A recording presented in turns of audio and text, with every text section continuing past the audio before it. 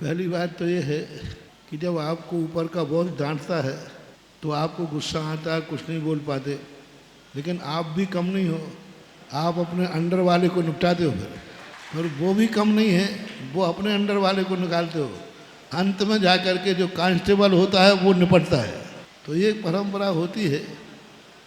मियाँ बीवी में जब लड़ाई होती है तो शाम तक ठुकाई बेटे की होती है।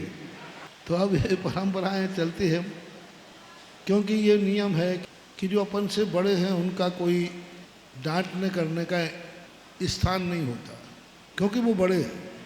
और बड़ों को ये अधिकार होता है कि वो बाज़ार में भी डांट सकते हैं, सबके सामने भी डांट सकते हैं, क्योंकि वो हमारे से बड़े हैं।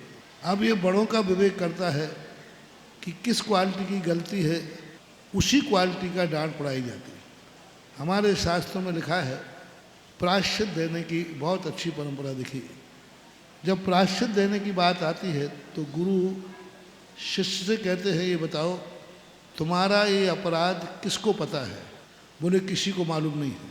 तो उसको डांट जो पड़ेगी अकेले में पड़ेगी, गुप्त पड़ेगी, क्योंकि अपराध किसी को पता नहीं तो डांट भी किसी को पता नहीं चलना चाहिए। यदि उनको पता है कि मेरा यह अपराध संघ वालों को मालूम है तो फिर वो गुरु पूरे संघ के सामने डांटेंगे, क्योंकि अपराध किसको पता चल गया? संघ को। अब यदि डांट संघ के सामने नहीं दी गई तो संघ यही कहेगा कितनी गलती करो आचार्य कुछ नहीं कहते। इसलिए संघ फिर कहे कि भाई ये डांट नहीं, ये अपराध श्रावकों को भी मालूम है। तो फिर आचार्य गुरु को कहा गया कि वो दंड जब श्रावकों की सभा लगी हो तब देवें, जिससे श्रावकों को भी पता चल जाए कि दंड का प्रायश्चित हो गया है। तो ये व्यवस्था तो हमारे शास्त्रों में भी लिखी गई है कि अपराध की क्वालिटी क्या है।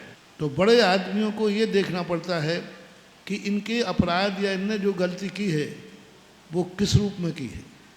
जैसे अब तुम्हारा मुख्यमंत्री या नेता है, समाज में किसी पुलिस की गलती से कोई अपराध हो गया तो अब सारी जनता हंगामा कर रही है। अब वो नेता कहता है मैं चुपचाप रहता हूँ तो ये जनता हमारी सब कट जाएगी। तो वो वहाँ के एसपी को बुला करके सारी जनता के सामने जो उतारता है, पर उतारने से वो सारे वोटर जो के तो उसके हो जाते। तो अब नेता से कहो कि भाई तुमने सारी जनता के सामने क्यों डांट दिया? बोले डांटे बिना ये वोटर हमारे नहीं होते, विपक्ष में चले जाते।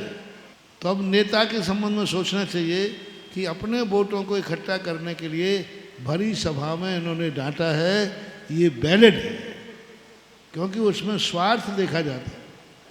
तो अब उस समय ऐसी स्थिति बनना चाहिए। हाँ, कभी द्वेष भाव से यदि डांट रहा है, अपमानित करने के लिए डांट रहा है, तो फिर वो बॉस का बहुत बड़ा दोष है, नहीं होना चाहिए।